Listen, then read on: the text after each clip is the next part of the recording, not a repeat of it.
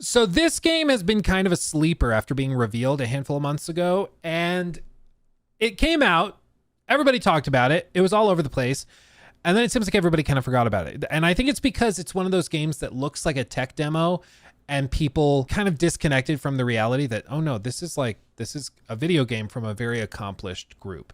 And that is, of course, Marvel 1943 Rise of Hydra. Little backstory, up and coming narrative game in the world of Marvel, of course, in 1943.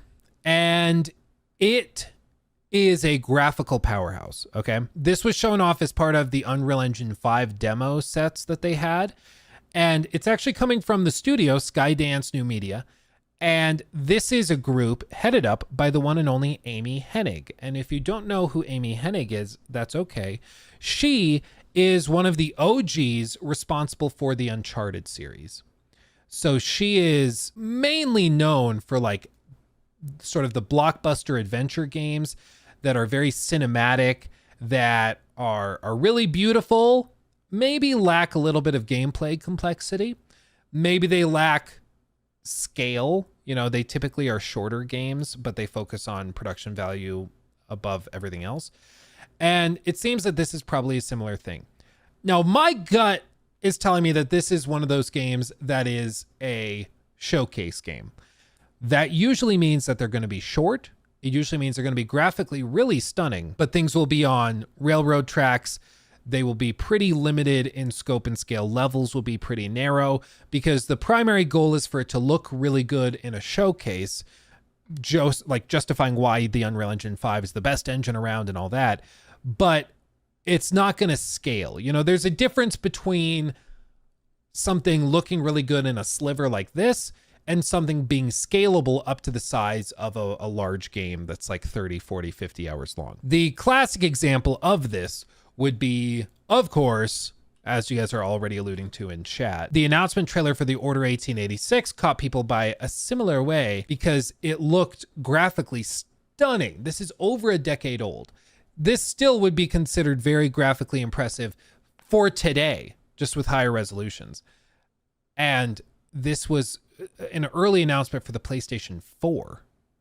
But with this, you see this shot and you might think, wow, I can't wait to explore London if it looks like that. When in reality, this shot was just this shot.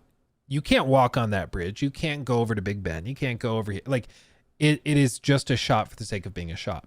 So you always have to kind of have a little bit of caution when you see games like this because they look beautiful, but the interactability is in question. That's not necessarily a given. Okay. Now, in the case of the Order 1886, there were questions of graphical downgrades. There were questions of whether it was actually something running in real time, but they actually showcased it running in real time. You see, they have like the actual camera guy on stage, and he's going to demonstrate how this can run in real time. And they're going to showcase all the different variability of the engine and the tech, how they can change snow levels, and they can change all sorts of things in the scene without it causing even a hitch. Like, look at this. They're going to change some of this stuff. Oh, let me unmute it. Without the new features in 5.4. So, Kim, let's talk about some of the levels of detail that we're seeing here. Sure. So, we're talking about Nanite's new adaptive tessellation feature. So, whilst Nanite lets you create environments like you're seeing here of incredible detail, the memory requirements can become impractical to realize for such a level of complexity across a huge level. True. Without the need for lots of instancing. And we thought that was a challenge and we wanted to deal with it. So, Colin, let's actually strip this scene right down to the dirt so folks can see what we're Strip talking it. about. So, see how simple, this is relatively simple ground plane. Actually, let's show the triangles so you can actually see what's there. Just a few hundred triangles. Let's pop it back to the beauty render view. But with this new dynamic tessellation capability, we can actually displace that simple geometry and create new three-dimensional geometry of the quality that you're used to with Nanite. With nothing more than layering tile textures and using shader logic, you can make incredibly complex effects. So instead of me trying to explain it, let's get Colin to show the magic, and let's see a transformation of this face. This technique allows you to see an unprecedented level of geometric detail, but it's also memory efficient and can be changed dynamically in the runtime of your game. So things like footprints or tire tracks or even supernatural effects, if you would want them, can be visualized. And just to show how this simple geometry has now been transformed, let's have a look at the triangle view again. There you go. Oh, What you expect from God. Nanite. Really cool. Does that make for a good video game? That's more of a question, right? So that's why you have to be cautious with these like tech demo games, because they can look shocking. And as somebody who might be familiar with, say, I don't know, computer graphics or with game engines like Unreal, this is really impressive. This is stunning that they can do that so quickly and easily. Or the, motion tracking and the quality of the cinematics and stuff. That stuff's amazing. Doesn't make for a good video game. That's more up in the air, right?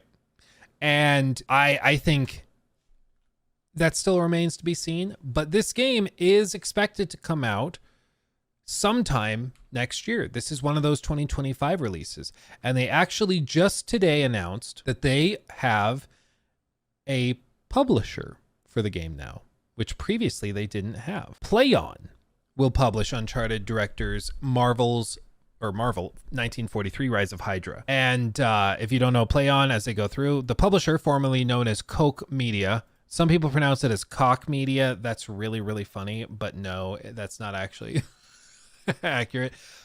Koch Media, if we pull this up, so PlayOn, formerly Koch Media, is a German-Austrian media company headquartered in Hofen, Tyrol, Austria, with an operating subsidiary based in Planegg, Germany. The company was founded in 1994 by Franz Koch and Clemens Kondratitz. I don't know. The company operates video game publishing labels Deep Silver, Prime Matter, and Raven's Court, the video game developers Warhorse Studios and Milestone, as well as film distribution arm PlayOn Pictures. Koch Media's parent company, Koch Media Holdings, was acquired by Swedish holding company Embracer Group, then known as THQ Nordic AB, in February of 2018. So it's part of the Embracer Group family, and that's where it is. That's where it is. They own PlayOn, which is now owned by Embracer Group, and they will be publishing the game. As they say, it's set to release sometime in 2025. The development team is being led by Amy Hennig, who is the director of the first 3 Uncharted games.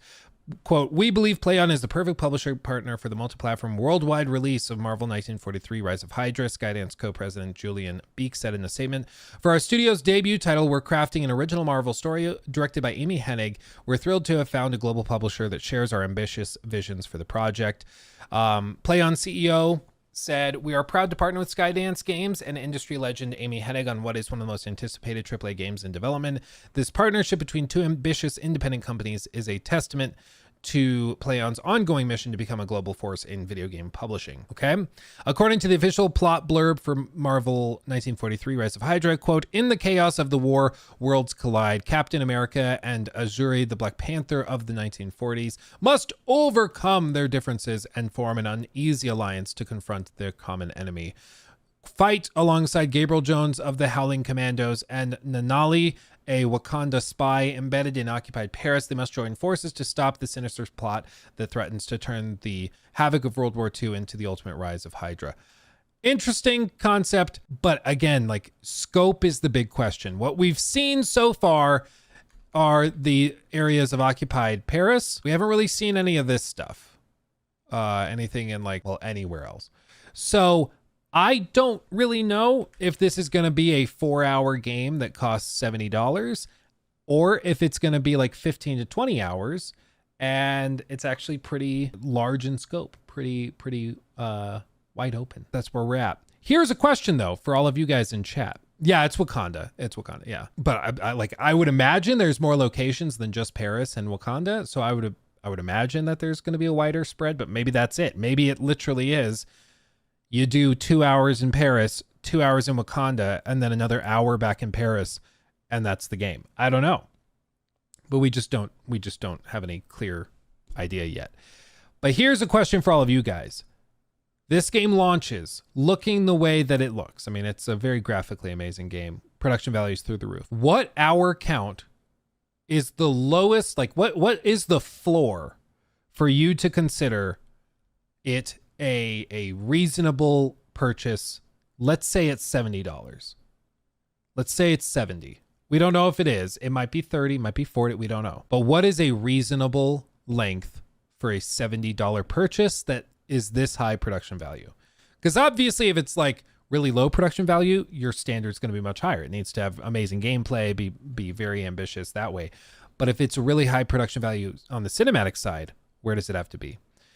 King Gator on Twitch says 30 hours or more. Ooh, that's a lot. That's a lot. A lot of 8 hours, 15 hours, 10 to 15. A lot of your numbers are ending up in like the 10 to 15 hour range over on YouTube. 12 to 15, 10 to 20, 10 to 12, 12, 10, Victor with 90.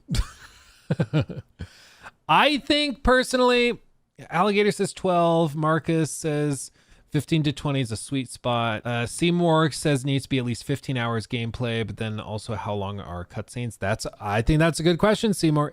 Like, if this is a 10-hour game, but 8 hours of those are cutscenes with no interaction, does that change the equation? That's a good question. How long was Red Dead? Red Dead was like 80 hours. Red Dead was a lot. It was huge. So personally, for me, I land in that like 12 to 15 hour sweet spot is the floor for me. For 70, if they drop to like 50, then it goes more to like, I would be okay with 7 to 10 as long as production value is really high. And then if you go down to like 30 to 40, I'm okay with it being even shorter, but it has to be good. Like it's got to be good. In the same way, like if Hellblade comes along and is priced at $30, that makes it more palatable, but it still needs to be good. Like lower price is not a get out of jail free card to just put out like a boring game. You know, it still has to be good. So if this is a full price game, I'm okay with it being shorter, but it still needs to be in that like 12 to 15 hour range, similar to like the original Last of Us, or in some cases, those original Uncharted games. Because if you look back, I think Uncharted 3 is probably what, 10 hours, 9, 10 and a half with main and side. I was close. Uncharted 3's about there. Uncharted 2 is probably 8 or 9. No, 10, about 10 and a half. The original one is like 6 hours long. Uncharted, Nathan Drake collection, Drake's Fortune. Yeah, it's a good bit shorter. It's like 6. Okay, it's 8. But like that's pretty short. Uncharted 4 was longer. Uncharted 4 just had a really bloated final act. But it's still fine. I mean, 15 hours. I think that is a solid length for a full price game that is really high production value. Uncharted 4, pretty solid gameplay as well. Did get a little tedious by the end because it just kept doing the same thing over and over again, but pretty solid. So I think that is the sweet spot. I think The Last of Us 2 is what, like 28 maybe? 24. I think it took me 28 because I was doing a lot of side stuff, but like, yeah, it's between 24 and 29. Okay. So I'm okay with it being shorter. Quality's got to be up there though. And whenever I see one of these games that's like really high production value, but they haven't shown any gameplay, because as of right now, they haven't shown any gameplay, I get a little worried. You know, it's like, okay, is this just going to be walking from cutscene to cutscene? And then like the extent of interaction is, oh, it loads in, X to continue. And then you watch another cutscene. You know, interactive movies are cool, but they might not be $70 cool. You know, there's a difference. But anyway, we'll follow that game. We're going to find out a lot more about it, I would imagine, in the next year or so, because they're going to be pushing a lot of this from the Uncharted side of, or from the Unreal Engine side of things. They're going to be really framing it as the graphical powerhouse, and it's going to be their showcase game. And on the flip side, I think Marvel's going to start to market this pretty heavily. They want that to pop off, of course, but we'll see if it all comes together. He took my thing.